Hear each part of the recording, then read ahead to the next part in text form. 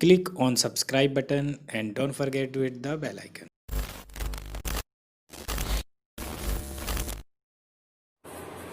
Hello everyone, मेरा नाम राहुल शिवहरी और आज हम लोग पढ़ने जा रहे हैं टाइप्स ऑफ इनऑर्गेनिक रिएक्शन का थर्ड पोर्शन, जिसमें हम लोग डिस्कस करने जा रहे हैं आज डिस्प्लेसमेंट रिएक्शन। ठीक है बेटा, तो डिस्प्लेसमेंट होता क्या है सबसे पहले हम लोग ये समझेंगे। सपोज करो आपके पास एक कंपाउंड दिया गया है ए बी, ठीक है।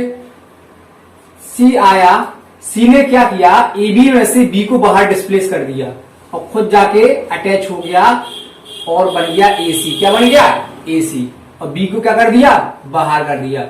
इसको बोलते हैं डिस्प्लेसमेंट रिएक्शन। क्या बोलते हैं? Displacement reaction. समझ पाए आप लोग?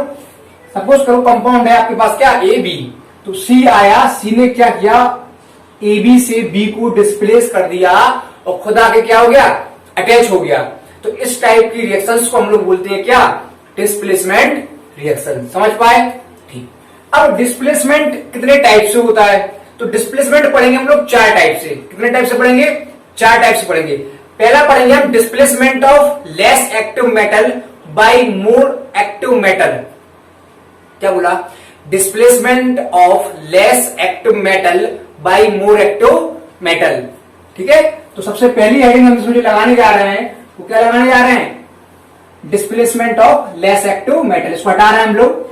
ठीक है, चलो तो हेडिंग लगेगी क्या, displacement of less active metal by more active metal from its compound. यानी कि जो मोर एक्टिव मेटल होगा वो लेस एक्टिव को डिस्प्लेस कर देगा उसके कंपाउंड से। अच्छा, अब कौन मोर एक्टिव और कौन लेस एक्टिव है, तो ये सारी की सारी बातें हमको इस एक्टिविटी सीरीज से मालूम चलेगी। ठीक है, जो एलिमेंट जितना ऊपर होगा वो उतना ज्यादा एक्टिव माना जाएगा। ठीक है, सपोज करो हम लोग पूछें कि सोडियम में और कैल्शियम में कौन ज्यादा एक्टिव है, तो सोडियम ज्यादा एक्टिव होगा। क्यों? क्योंकि सोडियम क्या है, ऊपर है। इसको हम लोग इलेक्ट्रोकेमिकल सीरीज जब हम पढ़ेंगे तो वहां पर डिस्कस करेंगे क्यों ऐसा होता है। अभी आप सिर्फ जान लीजिए इतना। ठीक है, जो ऊपर होगा वो मोर एक्टिव माना जाएगा। तो सपोज करो आपके सामने एक एग्जाम्पल ले रहे हैं हम लोग। सबसे पहले इसी के लिए एक एग्जाम्पल ले रहे हैं हम आपके लिए, Na2SO4 प्लस के आ गया। क्या आ गया? के आ गया। अब आप जो देखिए रिएक्शन पॉसिबल हो पाएगी कि नहीं हो पाएगी। सबसे पहले देखो, आप इस वाले कंपाउंड में कौन है, Na2SO4 है। तो इस वाले कंपाउंड से हमको क्या निकालना बाहर, सोडियम को डिस्प्लेस करना है। और डिस्प्लेस करने आया कौन है, पोटेशियम आया है। अब आपको मालूम है हमेशा मोर एक्टिव भी ऐसा काम कर पाएगा। क्या पोटेशियम सोडियम से मोर एक्टिव है? तो देखें हम लोग, देखो पोटेशियम कहां है, ऊपर है, और सोडियम कहां है, नीचे। यानी कि पोटेशियम आपका मोर एक्टिव है किसके कंपैरिजन में, सोडियम के कंपैरिजन में। ठीक है, तो रिएक्शन क्या जाएगी, पॉसिबल हो जाएगी। और रिएक्शन जो होगी उस तरीके से हो जाएगी आपकी, ये बन जाएगा आपका K2SO4 प्लस 2Na। यहां पर हम लोग 2 लगा लेंगे। कुछ बात समझ में आपकी आई या नहीं, फिर समझे। मोर एक्टिव ने लेस एक्टिव को डिस्प्लेस कर दिया। एक एग्जांपल और ले रहे हैं आप, उससे भी समझिएगा। सपोज करो हमने ले लिया आपके सामने CuSO4 और इसको डिस्प्लेस करने आया Cu को कौन, Ca, कैल्शियम आया।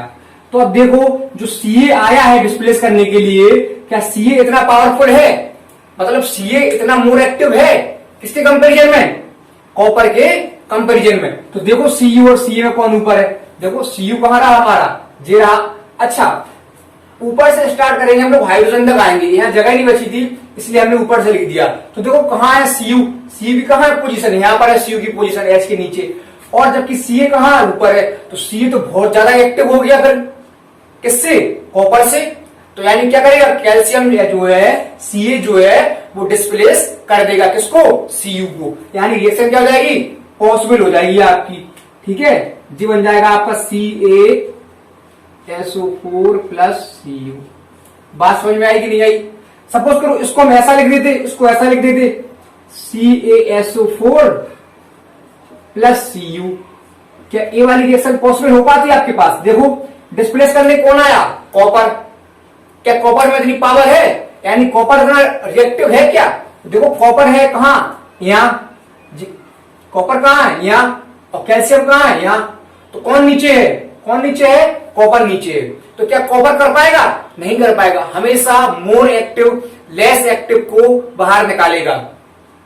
कौन? हमेशा मोर एक्टिव लेस एक्टिव को बाहर निकालेगा। कभी भी लेस एक्टिव के अंदर इतनी पावर नहीं होगी बेटा कि वो मोर एक्टिव को बाहर निकाल दे। बात समझ में आ रही है आपके? तो ये रिएक्शन जो होगी वो पॉसिबल नहीं होगी। क्यों नहीं होगी पॉसिबल? क्योंकि कॉपर जो है आपका जो लेस रिएक्टिव है इन कंपेरिजन टू कैल्शियम। तो आपको क्या करेगा? पेपर में 4 ऑप्शन देगा और कहेगा which one reaction is not possible. तो कौन सी रिएक्शन पॉसिबल नहीं होगी? जिसमें लेस एक्टिव वाला एलिमेंट मोर एक्टिव को डिस्प्लेस करने आ रहा होगा। अंडरस्टैंड बेटा? वो रिएक्शन पॉसिबल नहीं होगी जिसमें लेस एक्टिव आ रहा होगा डिस्प्लेस करने किसको? मोर एक्टिव को। ठीक है बेटा? तो इस तरीके से पहला टाइप जो हम लोगों ने देखा है वो देखा है displacement of less active metal by more active metal from its compound. बात समझ में आ गई बेटा आपके? एक एग्जांपल और ले रहे हैं हम लोग, आप लोग इनको देख लीजिए, फिर अगला एग्जांपल लेके चल रहा है एक और। ठीक है? यहां लिख लीजिए नॉट पॉसिबल। क्यों? Due to copper is less active than calcium.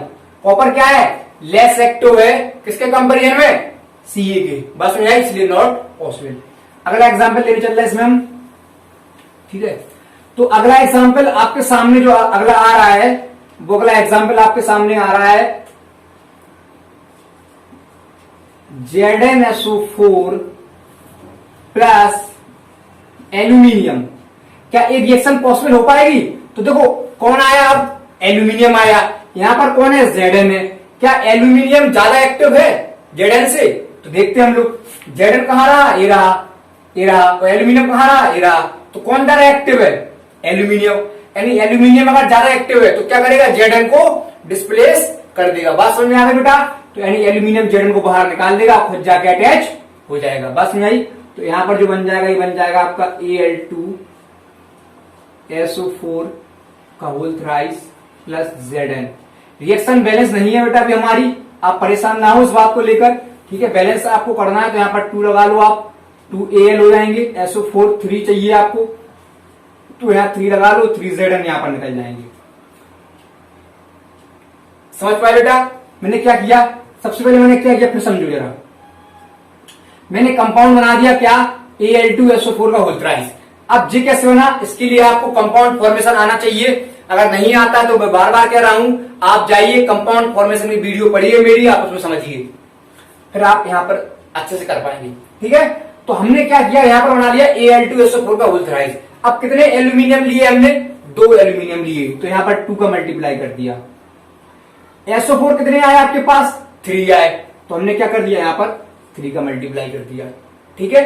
तो अपना क्या बैलेंस हो गया? Al बैलेंस हो गया, SO4 बैलेंस हो गया। अब बचा क्या? Zn। यहाँ कितने Zn है?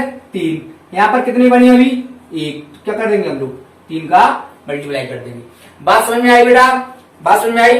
मोर एक्टिव लेस एक्टिव को क्या कर रहा है? डिस्प्लेस कर रहा है उसके कंपाउंड से। बात समझ आ गई?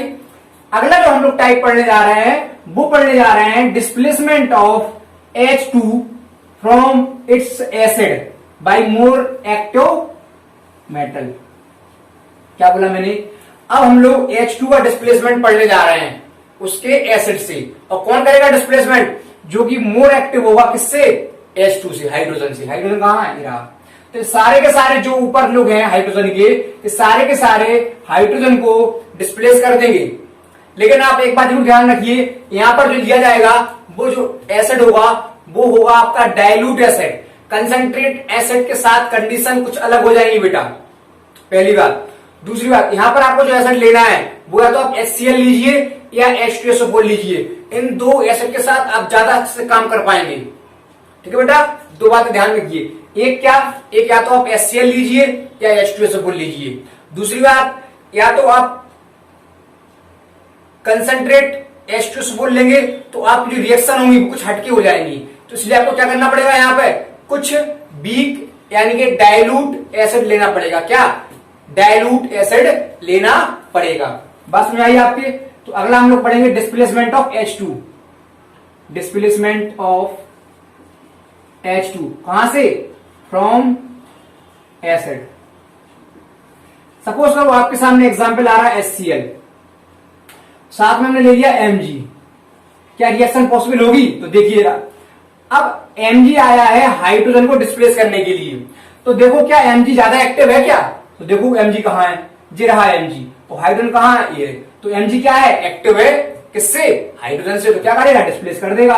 और यहां पर जब डिस्प्लेस करेगा तो ये बनेगा आपका MgCl2 प्लस H2 गैस। क्या बन जाएगा? H2 gas. अब बैलेंस करना है तो कितने Cl निकले हैं? देखो 2, तो यहां पर 2 लगा दो, बैलेंस हो जाएगी आपकी रिएक्शन। अगला एग्जांपल हम लोग लेके आ रहे हैं, आपके सामने दिया गया है Zn प्लस H2SO4। क्या रिएक्शन पॉसिबल होगी? तो आप देखिए H में और Zn में कौन ऊपर है? Zn। तो Zn क्या कर लेगा? H को डिस्प्लेस कर देगा, तो क्या बन जाएगा जी? ZnSO4 plus H2। बात समझ में आपके आई? क्यों बात समझ में आई? क्या दिक्कत हो रही है? अच्छा, तो हम कर क्या रहे हैं बेटा? समझो, हम कर रहे हैं कि जो आपका हाइड्रोजन है वो आपका डिस्प्लेस हो रहा है। किससे? मोर एक्टिव एलिमेंट से, यानी मोर एक्टिव मेटल से। और जो लोग हाइड्रोजन के ऊपर है वो सारे के सारे क्या है? मोर एक्टिव है। अगर मैं अगला एग्जांपल कहूं, सपोज करो मैं कहूं कॉपर ले लो H2SO4 के साथ, तो क्या कॉपर कर पाएगा काम? देखो अब कॉपर कहां है? इधर है, और H कहां है? ऊपर है। तो क्या डिस्प्लेस हो पाएगी? यहां पर डिस्प्लेसमेंट होगा? नहीं होगा। क्यों नहीं होगा? क्यों नहीं होगा? आप लिखेंगे due to copper is less reactive than hydrogen. Due to copper is less reactive than hydrogen. तो ये वाली रिएक्शन क्या हो जाएगी बेटा? पॉसिबल नहीं हो पाएगी। बात समझ रहे हैं बेटा? तो आप सिर्फ याद रखिए सारे के सारे डिस्प्लेसमेंट के कॉन्सेप्ट में एक बात, कि जो डिस्प्लेसमेंट होगा बेटा वो हमेशा लेस एक्टिव का होगा। किसका होगा? लेस एक्टिव का होगा।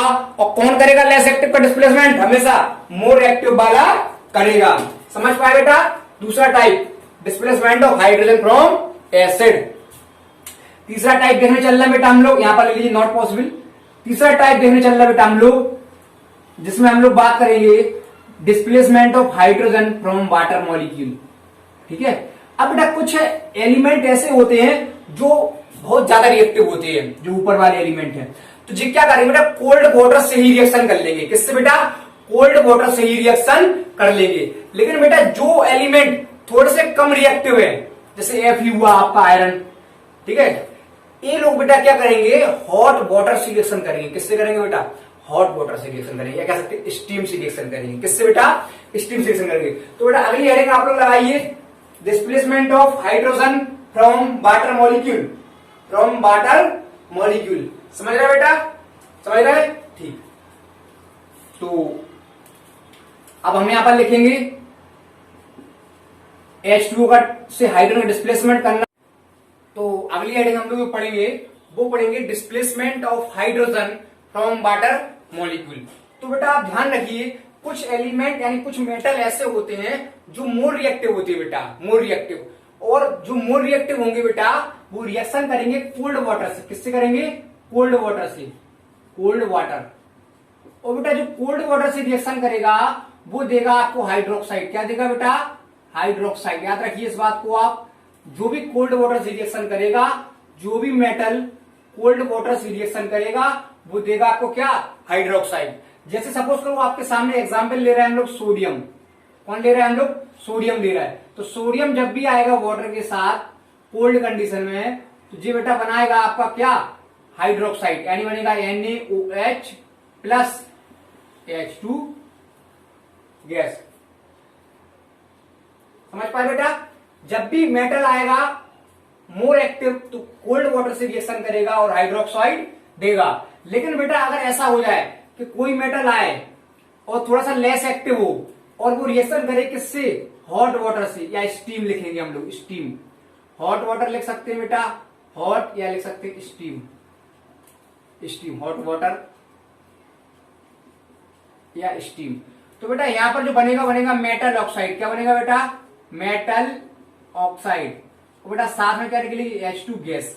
तो सपोज करो आपके सामने मैं ले रहा हूं Mg, किसको ले रहा हूं मैं Mg, तो बेटा Mg जो होगा वो रिएक्शन करेगा किससे, स्टीम से। किससे करेगा बेटा, स्टीम से रिएक्शन करेगा, स्टीम। तो बेटा क्या देगा, मेटल ऑक्साइड, यहां बन जाएगा MgO प्लस H2 गैस। अब बेटा Mg कितना है 1, बैलेंस हो गया, O कितना है 1, बैलेंस हो गया, H2 भी बैलेंस हो गया। तो बेटा समझ पाया इस बात को कि जो भी एलिमेंट मोर एक्टिव होंगे वो रिएक्शन करेंगे कोल्ड वाटर से और देंगे आपको हाइड्रोक्साइड, और बेटा जो लेस एक्टिव होंगे थोड़े से वो रिएक्शन करेंगे स्टीम के साथ या हॉट वाटर के साथ, जो कि आपको देंगे क्या बेटा, क्या देंगे आपको, मेटल ऑक्साइड। इसी बेटा अगला एग्जांपल ले रहे हैं हम लोग बेटा, इसको जरा आप देखिए। अगला एग्जांपल सपोज करो हमने Fe का ले लिया बेटा, Fe आया आपके साथ। अब बेटा Fe जो होता है वो इतना कम रिएक्टिव होता है बेटा कि उसको स्टीम तो चाहिए ही चाहिए, साथ में वो कह रहा है हमको भी रेड हॉट कर दो, क्या कर दो, हमको भी खूब गर्म कर दो, यानी हमको भी रेड हॉट कंडीशन तक गर्म कर दो और स्टीम भी दे दो, तब जाके हम रिएक्शन करेंगे। तो जब रिएक्शन करेगा तो यहां बनेगा बेटा Fe3O4, क्या बनेगा बेटा Fe3O4, साथ में क्या मिलेगा बेटा हमको, हाइड्रोजन गैस। समझ पाए बेटा, Fe3O4 बनेगा। कब बनेगा बेटा, Fe जो होता है थोड़ा सा लेस एक्टिव होता है, तो कह रहा है कि हमको स्टीम भी दो और हमको भी रेड हॉट करके दो, तभी हम क्या करेंगे, रिएक्शन को करेंगे और बनाएगा क्या Fe3O4। बेटा याद रखिए Fe3O4 होता है जो मिक्सचर होता है दो लोगों का, एक होता है इसमें Fe2O3 और एक होता है बेटा FeO, इन दो का मिक्सचर होता है Fe3O4। इन दोनों के मिलने से ही ये फॉर्म पाया जाता है, जो थोड़ा सा कम स्टेबल होता है, और ये जो होते हैं दोनों फॉर्म आपके ये ज्यादा स्टेबल होते हैं बेटा। ठीक है, IIT 2009 के आसपास बेटा क्वेश्चन आया था एक, और उसमें पूछा था कि Fe3O4 की ऑक्सीडेशन नंबर बताइए आप। तो Fe3O4 की जो ऑक्सीडेशन नंबर है वो दो टाइप से निकलती है, एक तो निकलती है एवरेज और एक निकलेगी उसमें Fe की। तो अगर एवरेज निकालेंगे आप तो 8/3 आ जाएगी, और वैसे निकालेंगे आप तो निकाल सकते हैं, इसकी 2 आ जाएगी, इसकी 3 आ जाएगी। ठीक है, आप लोग कंपाउंड फॉर्मेशन देखिए, अगर आपको दिक्कत होती है इन सब चीजों में तो कंपाउंड फॉर्मेशन मैंने बता रखा है सारी बातें। तो पहला कोल्ड वाटर तो हाइड्रोक्साइड, अगर हॉट वाटर है स्टीम तो मेटल ऑक्साइड। ठीक है बेटा, मिटा दें। अगला कॉन्सेप्ट जो आपके सामने आने वाला है, अगला वो कॉन्सेप्ट है आपका displacement of less active non metal from its compound. इसको हटा दें बेटा, इंपॉर्टेंट है कॉन्सेप्ट, याद रखिए आप। ठीक है, चलो तो अगला आ रहा है displacement of less active non metal. अब उसमें भी बात करेंगे स्पेशली किसकी, फ्लोरीन, क्लोरीन, ब्रोमीन, आयोडीन। एक बात याद रखिए आप फिर से कि जो भी ऊपर होगा उसकी टेंडेंसी है कि सबको डिस्प्लेस कर देगा। फ्लोरीन सबको डिस्प्लेस करेगा, क्लोरीन इन दोनों को डिस्प्लेस करेगा, ब्रोमीन सिर्फ और सिर्फ आयोडीन को डिस्प्लेस करेगा। आयोडीन सबसे नीचे है, उसकी स्ट्रेंथ इतनी नहीं है बेटा कि वो किसी को डिस्प्लेस कर पाए। ठीक है, तो अब हम लोग ले रहे हैं क्वेश्चन। सपोज करो आपके सामने दिया है KCl प्लस Br2। तो आप देखो कि अब KCl और Br2 में कौन आया है डिस्प्लेस करने के लिए, Br आया है। क्या Br के पास इतनी टेंडेंसी है बेटा, क्या Br इतना रिएक्टिव है Cl से? तो देखो मैंने लिख रखा है आपके सामने, Cl जो है बेटा वो ऊपर है और उसकी रिएक्टिविटी क्या है, ज्यादा है इन कंपेरिजन टू Br, यानी Br कैसा है, लेस एक्टिव है। अगर Br लेस एक्टिव बेटा है तो Br के अंदर Cl को डिस्प्लेस करने की टेंडेंसी बेटा नहीं होगी। क्या बोला मैंने, Br जो है ब्रोमीन वो लेस एक्टिव है किससे, Cl से, इसलिए वो डिस्प्लेस नहीं कर पाएगा। यानी कि आपके सामने रिएक्शन लिखी हुई है बेटा, ये रिएक्शन पॉसिबल ही नहीं हो पाएगी। अगली रिएक्शन बेटा ऐसे लिख दे, KBr प्लस Cl2। अब देखो Cl आया है किसको डिस्प्लेस करने, Br को डिस्प्लेस क्या कर पाएगा, कहां है Cl, देखो ये रहा, कहां है Br, ये रहा। अब Cl आया है डिस्प्लेस करने किसको, Br को, कर देगा, बिल्कुल ऊपर है। तो यहां बन जाएगा बेटा क्या, KCl प्लस Br2। बस में आ रही बेटा। तो एक ही कॉन्सेप्ट आपको याद रखना है सिर्फ और सिर्फ कि जो मोर एक्टिव होगा वो लेस एक्टिव को डिस्प्लेस कर देगा उसके कंपाउंड से। बात समझ में आ रही बेटा? तो ये पूरा का पूरा ओवरऑल जो कॉन्सेप्ट डिस्प्लेसमेंट रिएक्शन का घूमा है बेटा, जिस सिर्फ एक ही बात पे घूमा है कि जो भी आपका मोर एक्टिव होगा वो लेस एक्टिव को क्या करेगा बेटा, डिस्प्लेस कर देगा उसके कंपाउंड से। समझ रहे हैं बेटा? तो आप समझ पाए इन बातों को। तो इसमें याद रखिए आप कि फ्लोरीन जो होता है सबसे ना टेंडेंसी होती है उसकी डिस्प्लेसमेंट की, उससे कम बेटा क्लोरीन की होती है, उससे कम ब्रोमीन की होती है बेटा, और सबसे कम किसकी होती है, आयोडीन की होती है। आयोडीन बेटा इतना कैपेबल नहीं है कि किसी को क्या कर पाए, डिस्प्लेस कर पाए। बात समझ में आ रही बेटा? ठीक है। अच्छा, एक एग्जाम्पल आपके सामने हम और ले रहे हैं। सपोज करो आपके सामने आ गया KI प्लस Br2, क्या पॉसिबल होगी? देखो Br आया है, किसको निकाल ले, I को निकाल ले। देखो Br ऊपर है उसके पास टेंडेंसी, निकाल देगा, क्या बन जाएगा, KBr प्लस I2। बैलेंस करना है, हो जाएगी बैलेंस। 2 लगा दो इधर और 2 लगा दिया मैंने इधर। ठीक है, समझ पाए आप लोग? तो इस तरीके से आपकी जो डिस्प्लेसमेंट रिएक्शन हुई बेटा, वो डिस्प्लेसमेंट रिएक्शन कंप्लीट हो चुकी है आपकी।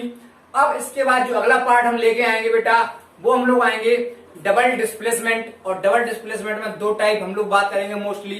इसमें पहला टाइप होगा आपका प्रेसिपिटेशन रिएक्शन और दूसरा होगा आपका रेडॉक्स रिएक्शन। ठीक है, और एक और होती है उसमें न्यूट्रलाइजेशन एसिड बेस रिएक्शन।